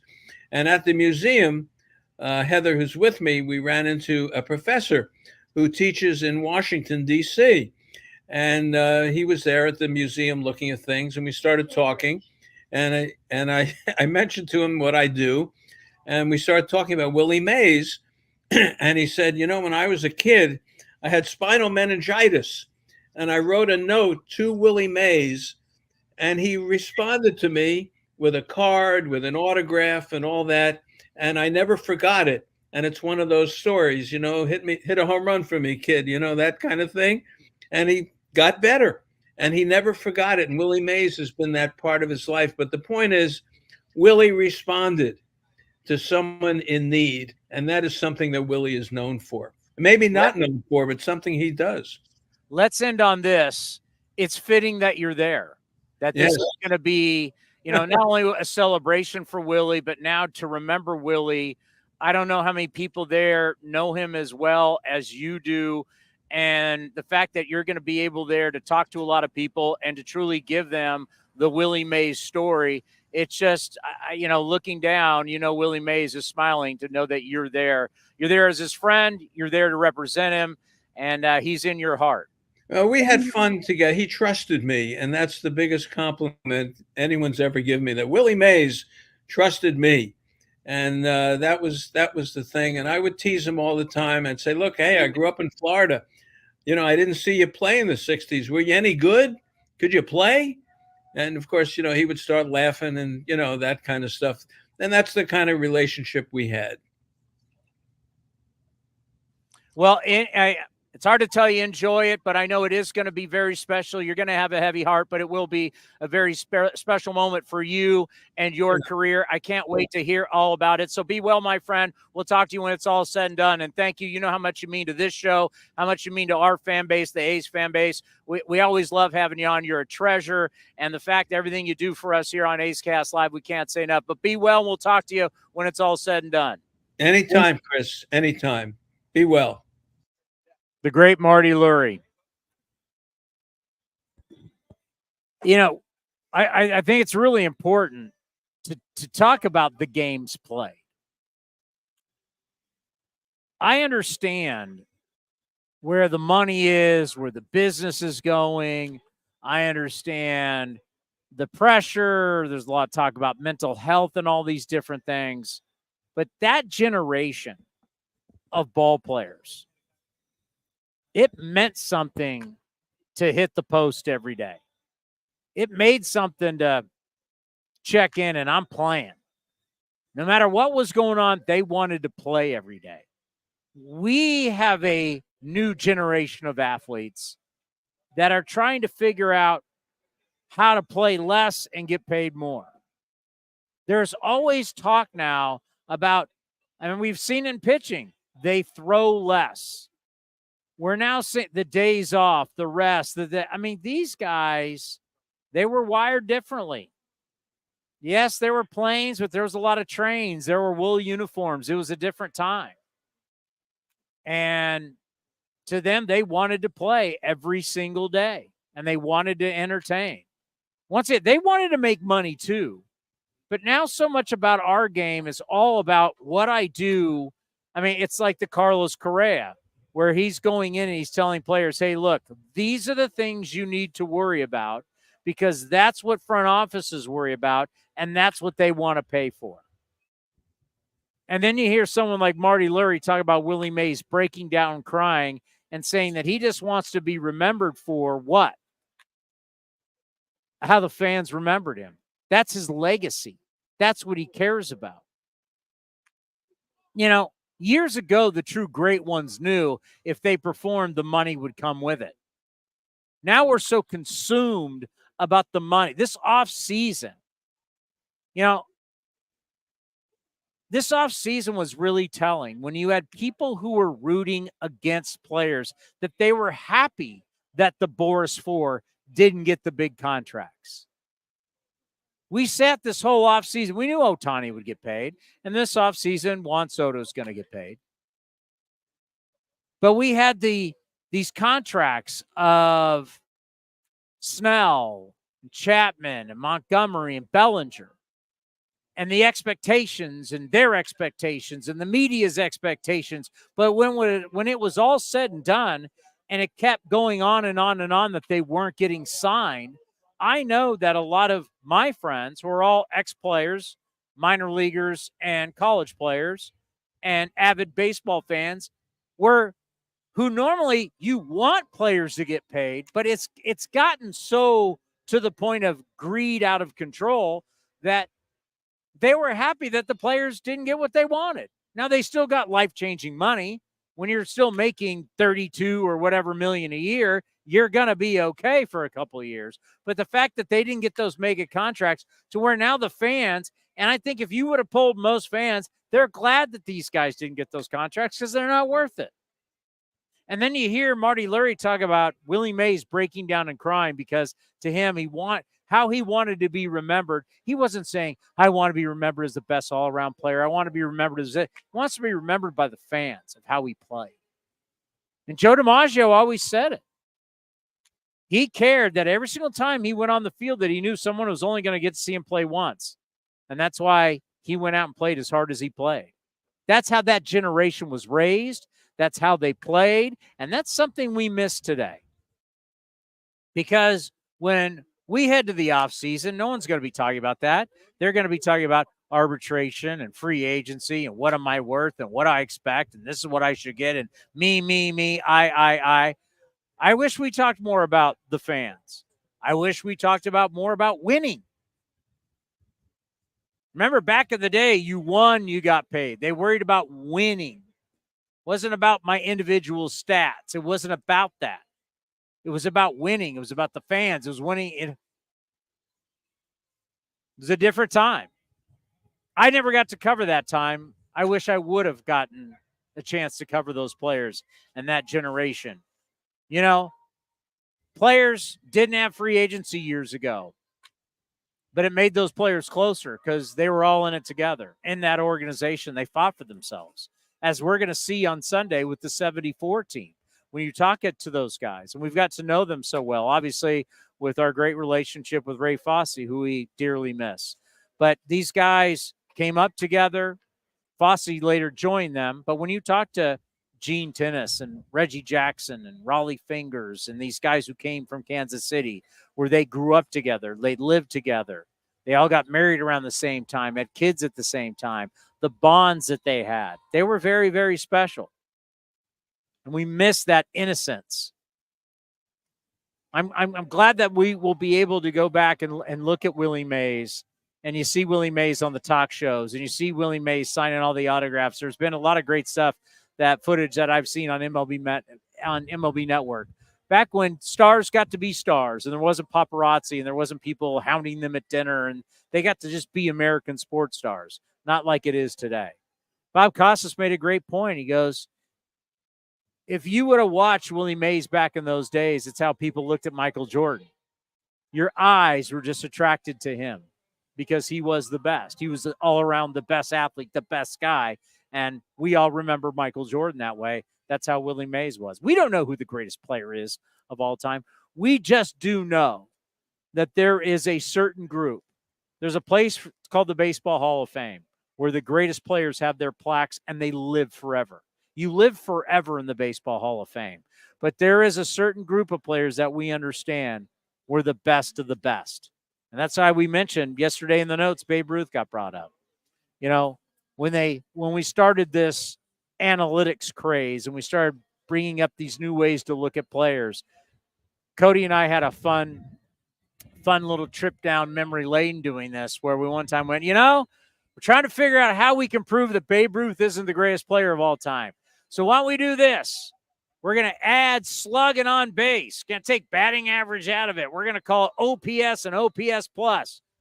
By the way, who has the greatest OPS and OPS plus, Cody? That'd be George Herman Ruth, known as Babe Ruth. Funny, we come up with all these new ways to look at players. Babe Ruth's still the guy. But people like Babe Ruth, people like Willie Mays and Ted Williams and Henry Aaron and Joe DiMaggio and all these great players, Walter Johnson, Cy Young, Bob Feller, Bob Gibson. It goes on and on and on. Truly the greats of the game will never leave us. They're physically not with us, but they will always be with us in our game.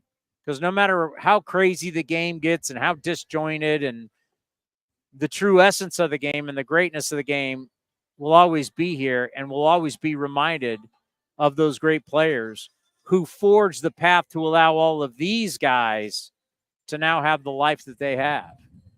The private jets, the great hotels, the travel, the lifestyles that they have.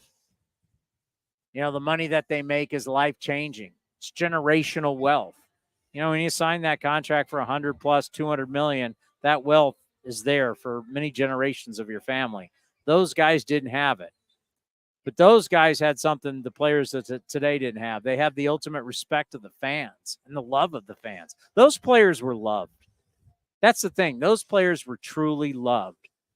And when you hear Marty Lurie talk about and what we're going to see tomorrow in Alabama, the love for Willie Mays and the players of that era and the players from the Negro Leagues, they'll be celebrated tomorrow. And unfortunately, Willie Mays, at 93 is the oldest living Hall of Famer. We now look at guys, or all of a sudden where I look at my favorite player growing up, George Brett, my God, we're now seeing these guys, how old they're getting. But we never forget the great ones. It's one of the special things in our game. We never forget them. All right, Cody, where are we? We got to go, but I'll play. We got to go. I'll play Sammy Long going out since it's a interview we taped earlier. But Sammy Long grew up in Sacramento, pitched for the A's, pitched for the Giants. Now with the Kansas City Royals, had to have old Sammy Long on. Got to bring a guy from Northern California. We'll talk to him a little bit about Sacramento and his time growing up in San Diego. Of course, San Diego in Sacramento. The Athletics moving to Sacramento next year, so some things we'll get into there with Sammy Long. Before we get to that real quick, I wanted to play this. I went back and got it. Willie Mays' last hit in his career was here at the Coliseum in the 1973 World Series, Game 2. Harrelson doubles, and McGraw's sacrifice attempt pops over the head of hard-charging Sal Bando, and the Mets have runners on first and third. Raleigh Fingers recovers to get 2 outs, and it's all up to Willie Mays.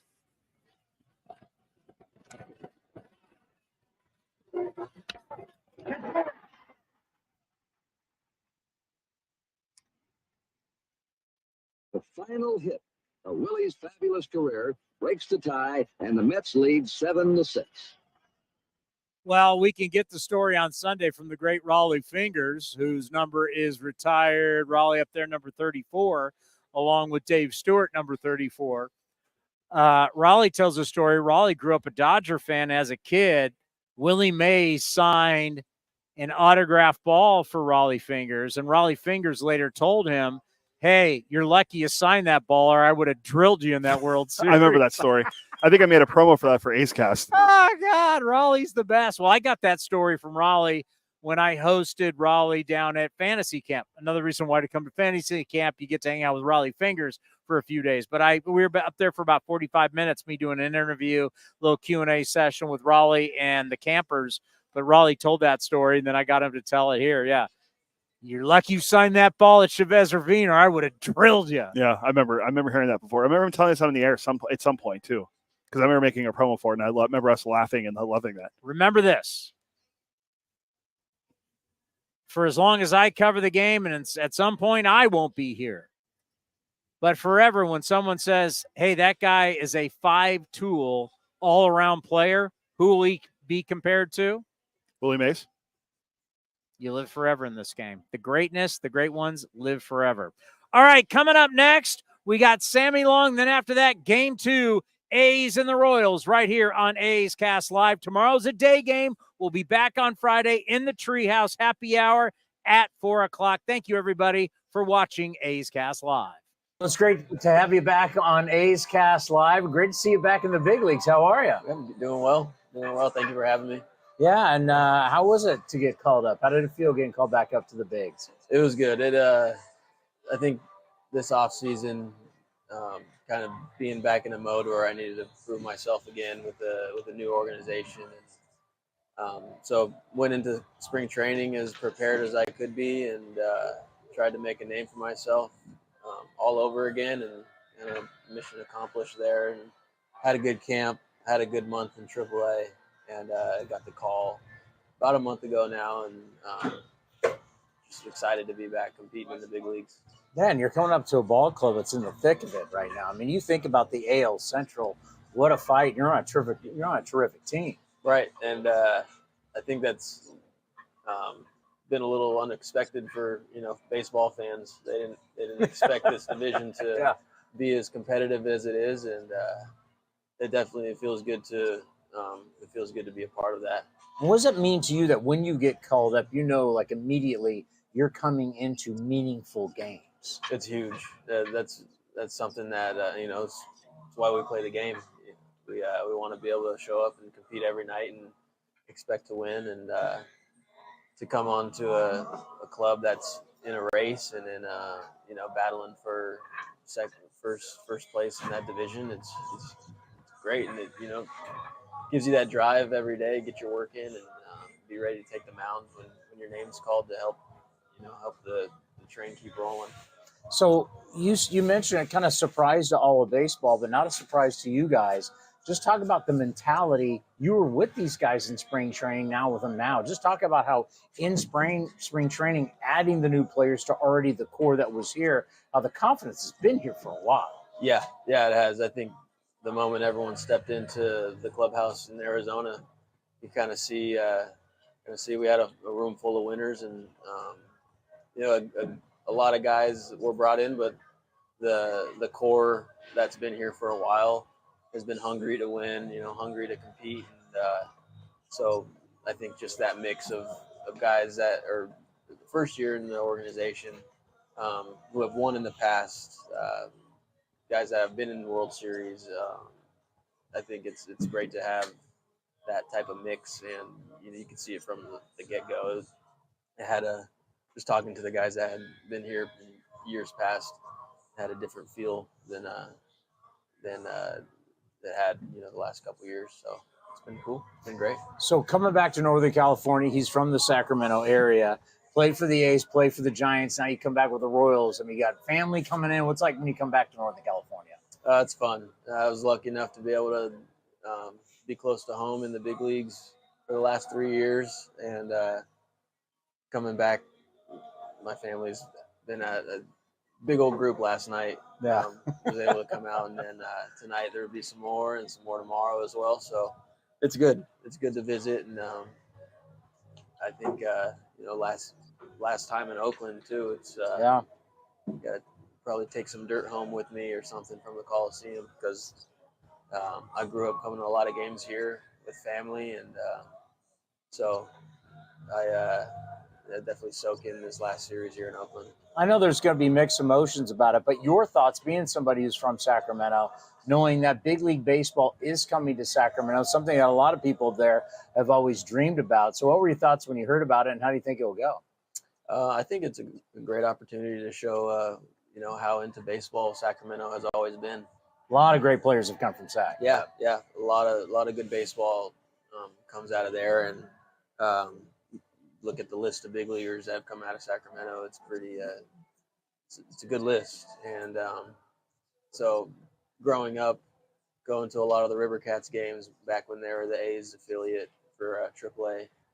I think that honestly that's A's country in the Sacramento area, and so I know a lot of people that I've talked to are excited to have them host them for a few years in the transition, and it'd be nice for me to go sleep in my own bed, I guess, for a series there.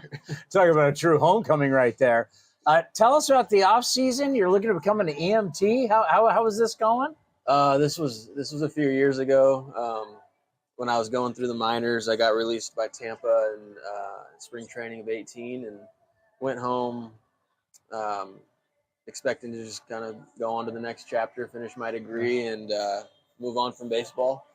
So it was during the summer. I couldn't take any college courses, so I took an EMT course to get the ball rolling towards firefighting, and did that. Went through the whole course, and learned a lot. It was good. It was a good experience for me to learn a little bit about what's going on out there in the EMS field, and see if something I'd be interested in pursuing later on in life. And is it something you've thought about, maybe long term?